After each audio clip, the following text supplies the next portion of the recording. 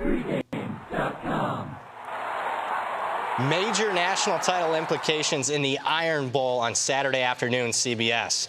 This is Brad Powers in the Pregame.com studios, just off the Vegas Strip. Another one of the biggest rivalry games in all of college football, the Iron Bowl. #1 at Alabama at Auburn. And a major line move. This line has been up all fall, and it was as high as +10. Now it's down to 4.5. We're going to go ahead and play with the line move here and agree with it. We're going to take Auburn plus the 4.5. It's, to me, all about Alabama probably being overrated here, even though I still have #1 in my power ratings.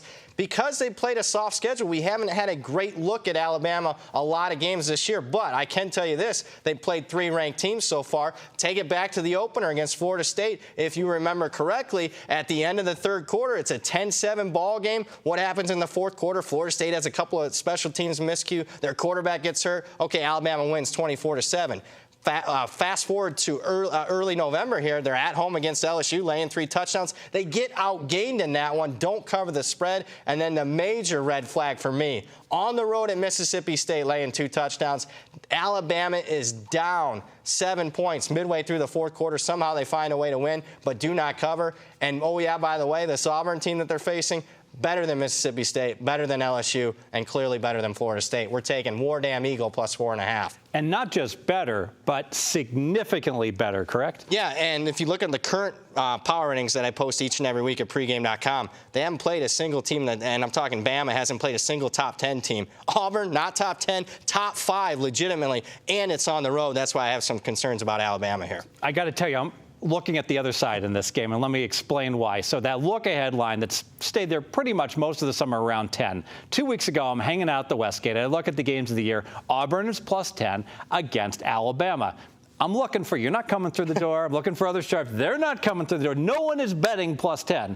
So now what has happened? Well, we need to make an adjustment. Alabama almost lost to Mississippi State. Normally, we wouldn't adjust 2 points for one game. Let's do it. Let's make a huge 2-point adjustment, make the line 8. Boom. Auburn played a great game against Georgia. Again, normally never adjust 2 points for 60 minutes of football. I'll do it again. Boom, we'll make it 6. What happened last week? Well, Alabama murdered Mercer, and we actually saw Auburn struggling in their game for a half against a punching bag, so which you got that game right. It was a bad spot for Auburn, but still, I would be inclined to make an adjustment for that. Let's bring the line up to 6.5 or 7. Given those adjustments, which are pretty significant adjustments, how can we justify there still being value here at 4.5? I can justify that the 10 number was absolutely wrong. You should have called me, Fez. I would have ran down there had I known that number was available. Shame on me for not looking at that. That was a wrong number. And I'm going to give you some more advice as far as that one being bad, and this number probably could be even lower. You mentioned a few weeks ago in a great handicap you had on the Auburn-Georgia game. Hey, a coin flip game for Auburn-LSU. They blow a 20-0 lead. Say Auburn wins that. It comes up heads for them. This line's probably 3 in this game, not 4.5. It's embarrassing that neither one of us has that +10 in our pocket. I mean, your second key handicap. Second key handicap. Let's talk about where you didn't downgrade Alabama further, and you probably should have. It's about the cluster injuries at linebacker that's just happened here recently in the last couple of weeks. They have 4 of their top players out, not mainly for the season, and a couple of guys that probably won't be back until bowl season. But I look at their first 8 games.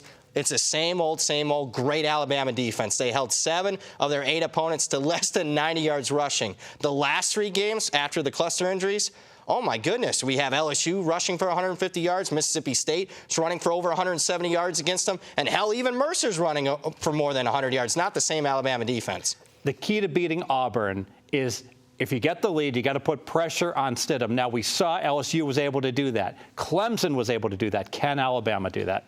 That's my worry here. If they get pressure on Stidham, I'm cooked. I'm going to lose this bet. There's no question. But we haven't seen Alabama's defense, again, the last couple of weeks. They haven't gotten pressure. Can't get pressure on Mercer. Can't get pressure on Mississippi State. They only have 1 sack the last 2 weeks. I'm telling you, if they only have 1 sack, 2 sacks in this game, they're going to get beat outright. If Auburn can get the win here, they're actually a favorite, I think, to make the Final Four. Let's make it official. Yeah, let's make this official. We're taking Auburn plus the 4.5. It's all about Alabama, in my opinion, being a little bit overrated because of the soft schedule they played. They played 3 ranked teams so far, struggle in all of them. And oh yeah, by the way, Auburn, the best team by far they faced so far. And Alabama also dealing with some cluster injuries at linebacker. They have not been the same defense the last 3 games, where each of their last 3 opponents has had a lot of success on the ground. I think Auburn has success here. That's why we're taking War Damn Eagle plus 4.5 in the Iron Bowl. More videos at pregame.com.